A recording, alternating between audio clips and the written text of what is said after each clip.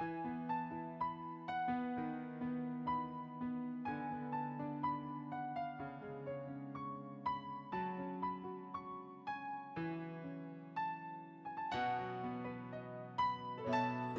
te adorar,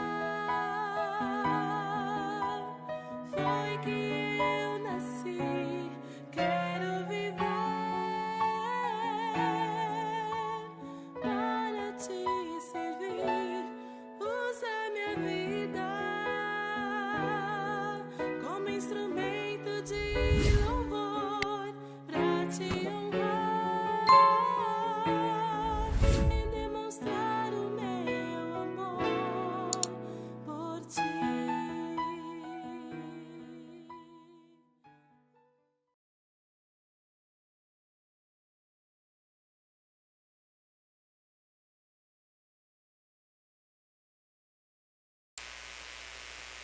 Bom dia. Começando mais um Café e Comunhão.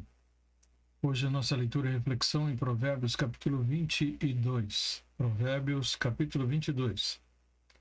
Desde já agradecemos a sua presença e, dentro do possível, compartilhe o vídeo com o maior número de pessoas possível, tá bom?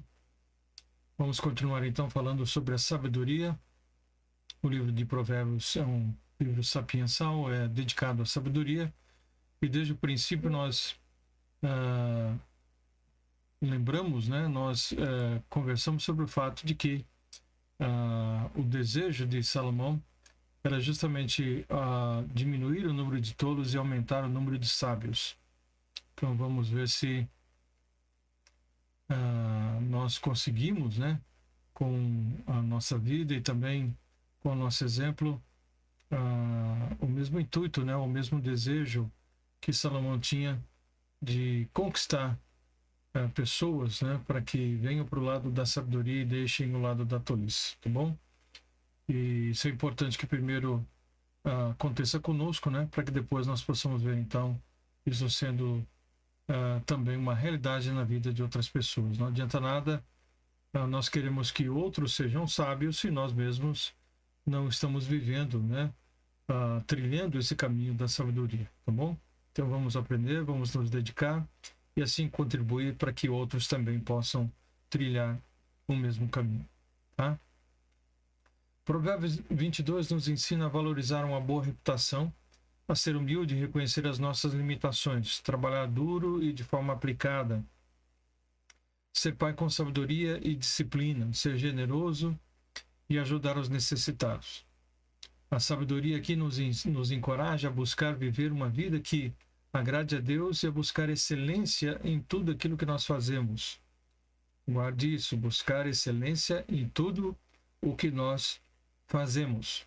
Então, o conhecimento e a vivência correta do conteúdo, né, desse capítulo de Provérbios nos permitirão, né, ter uma qualidade de vida muito melhor e, com certeza, a longevidade de dias também, tá? E é isso que nós vamos ver então nessa manhã, nessa leitura de Provérbios capítulo 22, ok? Então vamos passar a ler o texto e a refletir sobre o mesmo. Ele começa dizendo: vale mais ter um bom nome do que muitas riquezas, e o ser estimado é melhor do que a riqueza e o ouro. Salomão, que era o homem mais rico do seu tempo, da sua época, ele é categórico em dizer que há coisas mais preciosas do que as riquezas materiais. Então ele sabe do que está dizendo, do que está falando.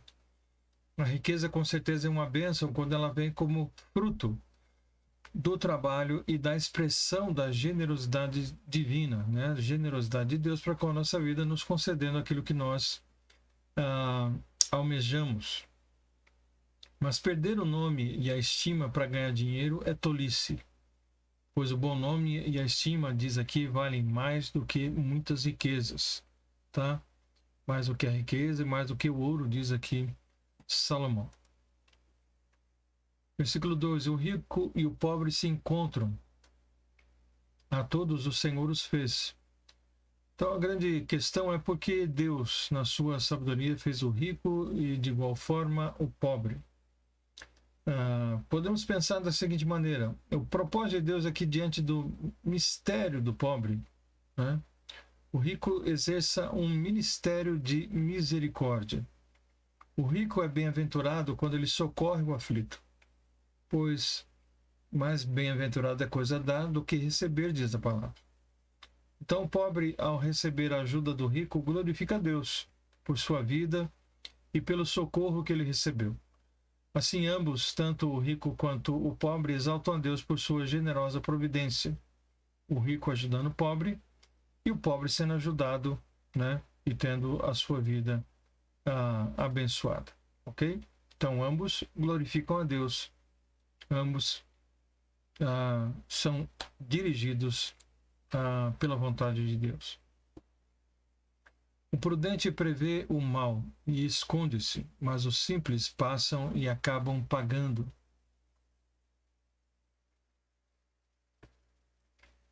Deus ele coloca placas de sinalização ao longo da estrada da vida. O segredo de uma viagem segura é obedecer justamente a esses sinais. Ignorá-los é fazer uma jornada rumo a um desastre com toda certeza. Tá? Pense nos sinais, né, nas estradas, no trânsito. A pessoa sensata, ela vê o mal e se esconde. Mas a insensata vai em frente, né, pensa que pode enfrentar aquilo, que pode passar ileso e, na verdade, acaba mal. Então, faça uma viagem segura. Obedeça as placas de sinalização que a palavra de Deus nos dá. O galardão da humildade e o temor do Senhor são riquezas, honra e vida.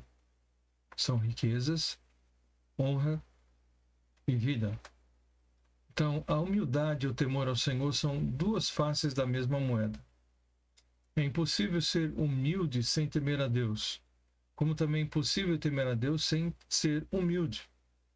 Riquezas, honra e vida são todas dádivas de Deus. Procedem todas do céu. São todas destinadas sobre a cabeça, né, daqueles que se dobram sob a poderosa mão do Altíssimo. Então terão o seu galardão. Espinhos e laços há no caminho do perverso, o que guarda a sua alma retira-se para longe dele. Então um caminho cheio de espinhos é uma estrada de dor e de desconforto. Os espinhos nos impedem de caminhar de forma vitoriosa. Então, quem guarda a sua alma, né, retira-se para longe, né, do perverso. Não anda nos seus conselhos, não anda nos seus caminhos, né, não se detém justamente na sua presença, não se assenta à sua mesa, como o salmista no Salmo número 1 diz. Então, a pessoa sensata foge das luzes falsas do caminho do perverso, né, para andar na luz verdadeira, que é a luz de Cristo, tá? A luz da fama, do sucesso, a luz da perversidade é algo ilusório.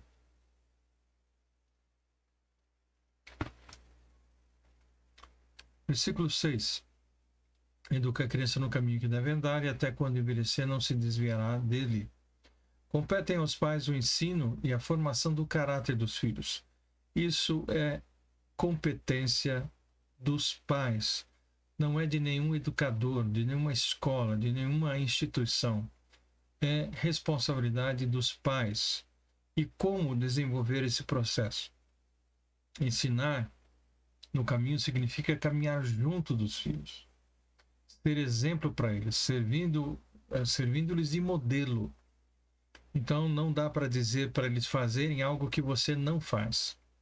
A atitude dos pais fala mais alto do que as suas palavras. A vida dos pais é a vida do seu ensino.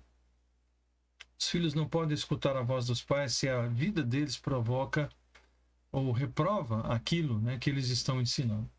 Então, o ensino estribado, né, alicerçado, firme no exemplo, tem efeitos permanentes. Tá? Até o fim da vida, o filho não se desviará desse caminho que foi aprendido com seus pais. Então pode ter certeza disso. Mas tudo é pelo exemplo e não apenas pelas palavras. O rico domina sobre os pobres e o que toma emprestado é servo do que empresta. A dependência financeira gera escravidão. A dívida, né, é uma espécie de coleira que mantém prisioneiro o endividado. Né? Então uma pessoa sábia é controlada em seus negócios e não cede à pressão nem à sedução do consumismo, né? E nós vivemos numa sociedade extremamente consumista. O que semear a perversidade cegará males, colherá males, né?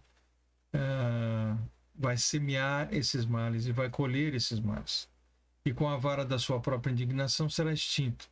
Então, o que uma pessoa semeia é isso que ela vai ceifar, que ela vai colher. Quem semeia injustiça vai colher males. Quem semeia maldade vai colher a desgraça. Será castigado pelo seu próprio ódio. Você pode ter certeza disso. O que vê com bons olhos será abençoado, porque dá do seu pão ao pobre. Então, a generosidade é o caminho da prosperidade. No reino de Deus, né, você tem o que dá e perde o que retém. Tá? Guarde bem isso. No reino de Deus, você tem o que dá e perde o que retém. Ok? Lança fora o escarnecedor e se irá a contenda. E acabará a questão e a vergonha. A Bíblia nos ensina, então, a mandar embora o escarnecedor com toda sua bagagem de contenda, não permanecer junto dele. Quem conserva perto de si o zombador, né? O contencioso, aparta-se da paz. Mas quem o manda embora encontra deleite para sua alma. Tá? Então não se envolva e não permaneça com esse tipo de pessoa. Quem ama a pureza de coração e é amável de lábios será amigo do rei. A língua esparrama as águas, né, que brotam da fonte do coração. Aqueles que amam a pureza e falam com graça alcançam não apenas o favor do rei, mas também a sua própria amizade. Tá? Os olhos do Senhor conservam o conhecimento, mas as palavras do iníquo ele transtornará. Deus é tão puro de olhos que não pode contemplar o mal. Então o Senhor Deus está alerta para defender a verdade. E a verdade informa e transforma, mas a mentira deforma e transtorna. Então por isso o Senhor Deus está de prontidão para desbaratar as palavras dos mentirosos. Ele transtorna as palavras do iníquo. É o que ele deixa bem claro aqui no texto. Vai deixá-lo numa situação muito difícil. Diz o preguiçoso. Um leão está lá fora, serem morto no meio das ruas. Os leões não perambulam pelas ruas, mas o preguiçoso não só os enxerga, como tem certeza de que, se sair de casa, cairá nas garras desse leão. Então acabam seus dias na pobreza, porque com medo dos leões fictícios, né, que estão lá fora, acabam perecendo nas garras da miséria dentro de casa, porque não saem para fazer absolutamente nada. Cova profunda é a boca das mulheres estranhas. Aquele contra quem o Senhor se irá, cairá nela. O adultério é uma queda radical. Ninguém sai ileso desse tombo. Quando uma pessoa endurece a sua cerviz e deliberadamente se volta contra Deus, né, o Senhor a entrega a si mesmo para colher os desejos infames, né, do seu próprio coração impuro, então. Infames e realmente abomináveis. Não há juízo mais pesado do que Deus dar ao ser humano o que ele deseja. Permitir que ele tenha aquilo que ele deseja. Tá? E com certeza isso o levará para a ruína total. A estultice está ligada ao coração da criança, mas a vara da correção afugentará dela. Então, de novo, nós já citamos isso durante vídeos anteriores, né? Que hoje em dia, para você educar um filho, há tantos entraves, né? Há tantas situações até mesmo legais com relação a isso. Então há duas verdades solenes contidas aqui nesse versículo. A primeira delas é que nós não somos o produto do nosso meio. A verdade dos fatos é que o meio é produto do ser humano. O meio está corrompido porque o ser humano é corrompido. O mal que assola a sociedade não vem de fora, mas vem de dentro do coração das pessoas. Toda criança nasce com potencial de maldade presente no seu coração. E ele deixa bem claro que a estultice está ligada ao coração da criança, né? Então é um pendor para o erro no coração dos pequenos, tá? Eu sempre digo e repito, você não precisa ensinar uma criança a fazer nada de errado.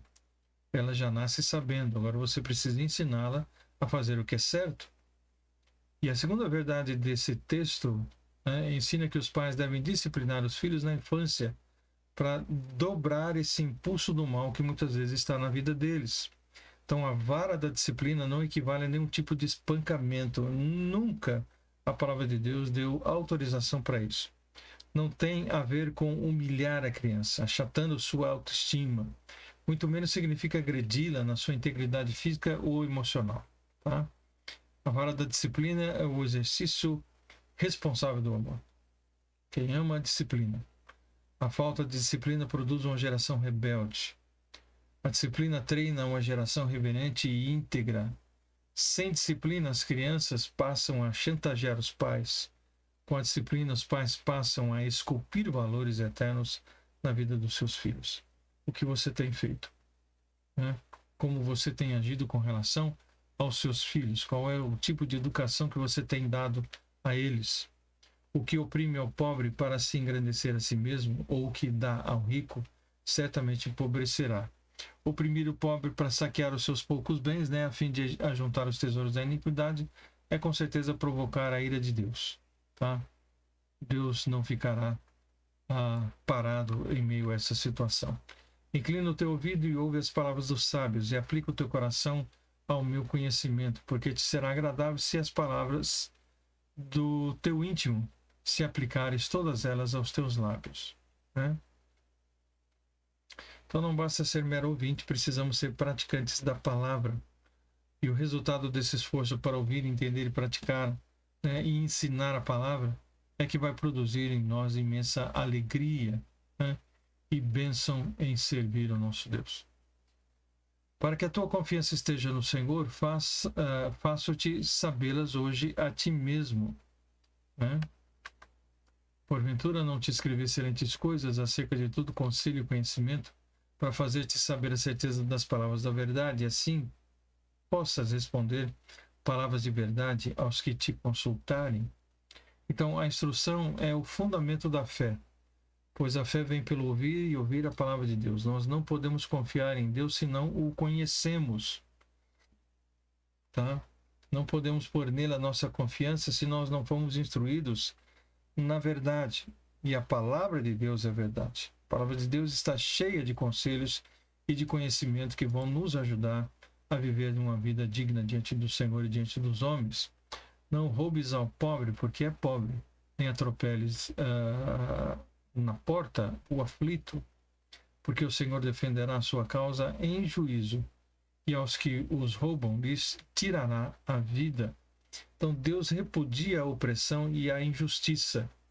Aqueles que se aproveitam da pobreza para saquear o pobre, né, e oprimem o aflito em juízo porque este não consegue resistir-lhe, então encontram em Deus um opositor muito grande. Perderão a própria vida, diz aqui, ao enfrentar a justiça do Todo-Poderoso. Então não enfrente a Deus, porque você não sairá ileso e não ganhará em hipótese alguma. Não sejas companheiro do homem briguento, nem andes com o colérico, para que não aprendas as suas veredas e tomes um laço para a tua alma. Então as cadeias estão lotadas e os cemitérios estão povoados daqueles que se envolveram com gente errada e acabaram encurtando os seus dias. Não se envolva com esse tipo de gente. Não ande pelas suas veredas, não seja enlaçado, tomado por esse tipo de pessoas. Fuja desse tipo de gente. Se aparte deles, porque senão você sofrerá o dano na sua própria vida.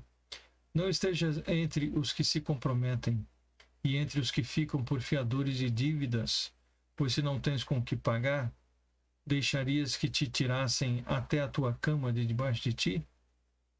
Pagar as contas em dia é uma responsabilidade moral. Pagar as contas que outros fizeram é uma dor de cabeça sem igual.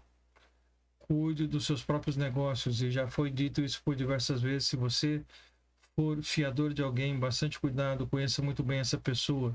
Se você vai pedir que alguém seja o seu fiador, seja muito honesto, cumpra com os seus compromissos, né? Não permita que o fiador tenha nenhuma espécie de dificuldade ou problema por causa de falha sua, ok? Não removas os antigos limites que teus pais fizeram. Nossa geração está empenhada em desconstruir os valores morais que regeram a família ao longo de muitos séculos. A sociedade está empenhada nisso. A verdade de Deus, ela jamais caduca, não muda jamais. As pessoas dizem que a palavra de Deus é ultrapassada, que os conselhos, que tudo que está lá é ultrapassado. Então a verdade de Deus jamais caduca, nunca fica obsoleta. Os marcos não podem ser mudados, os limites antigos não podem ser mudados, removidos. Os princípios de Deus que nos foram entregues por nossos pais são eternos e devem permanecer assim. Não podemos, então, deixá-los em hipótese alguma, que eles sejam removidos. Então, aqueles ensinos que nós recebemos, e vimos isso já aqui nesse próprio capítulo, ensina a criança no caminho que deve andar. Nós devemos andar por esses caminhos, trilhar por aquilo que nós aprendemos com os nossos pais. E permanecer firme neles, né? Permanecer firmes, não nos entregarmos às coisas de ocasião, às coisas desses dias, né? Deixando de lado aquilo que ouvimos, deixando de lado os princípios que aprendemos. Precisamos mantê-los e nos esforçar para vivê-los. Viste o homem diligente na sua obra, perante rei será posto. Não permanecerá entre os de posição inferior. O mundo hoje exige que você seja especialista naquilo que você faz. Aqueles que são peritos em sua obra se destacam, ganham notoriedade e ganham reconhecimento. E é sobre isso que o texto diz. Então se esmere, faça sempre o seu melhor. Trabalhe, né, para o Senhor e não para os homens. Seja o melhor funcionário. Seja o melhor patrão, seja o melhor pai, seja a melhor mãe. Faça o melhor, trabalhe sempre com excelência, para que dessa forma, então, você seja honrado diante de Deus e diante dos homens, para que você possa se destacar e possa abençoar a vida daqueles que estão próximos a você. Então é isso que o Senhor espera de você e de mim, espera de cada um de nós.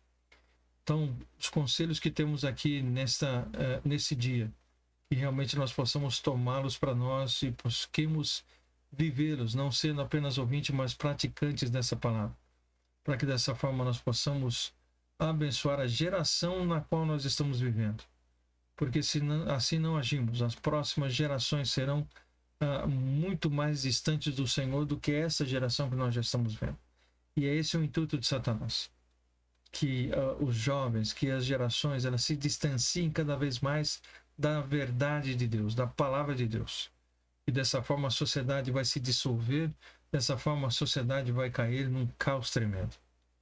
Então não permita que isso aconteça e não pense que isso é bobagem. Nós estamos vendo aí tantas coisas mudando com relação à família. Então muitas coisas que você e eu aprendemos está sendo tudo mudado, tudo jogado fora. Dizendo, está sendo desconstruído para alguma coisa nova. Mas essa coisa nova não tem base, não tem alicerce, não tem firmeza, não tem, né, aval da parte de Deus em hipótese alguma. Então, muito cuidado com tudo isso que está acontecendo. Preserve a sua vida, persevere na verdade, né, para que realmente você possa ser modelo para aqueles que estão ao seu redor. O Senhor precisa de você e de mim como modelo nessa sociedade. Precisa de você e de mim como modelo na sua família. Porque as sociedades são constituídas de famílias. Famílias fortes constituirão uma sociedade forte. Famílias enfraquecidas, desestruturadas, vão gerar uma sociedade desestruturada e enfraquecida. Então, tome esses conselhos para si, viva-os, e realmente você será abençoado e abençoará a vida de muitas pessoas. Tá bom? Que Deus abençoe o seu dia, né? Que todos tenham um dia na graça e na paz do Senhor. E amanhã, se Deus permitir, capítulo 23 de Provérbios, estaremos juntos mais uma vez, refletindo e lendo a palavra do Senhor. Tá bom? Pai, nós te agradecemos por esse dia, te agradecemos pela tua palavra e pedimos a tua bênção sobre nós, para que possamos ter, ó Deus, sabedoria e possamos então aprender a viver de acordo com a tua vontade. Orienta-nos, dirige-nos, é o que pedimos, em nome de Jesus. Amém. Deus abençoe, meus queridos. Um forte abraço a todos vocês Deus permitindo, então amanhã estaremos juntos mais uma vez, tá bom? E não se esqueça, compartilhe o vídeo com o maior número possível de pessoas, dê o seu like, seu joinha, ative o sininho, né?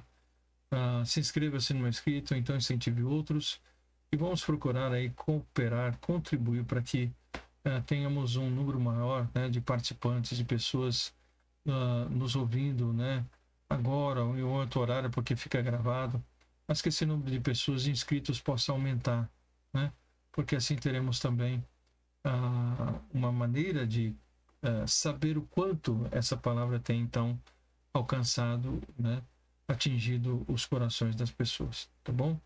Que Deus abençoe então e um forte abraço a todos vocês e até amanhã, se Deus assim nos permitir. Até lá.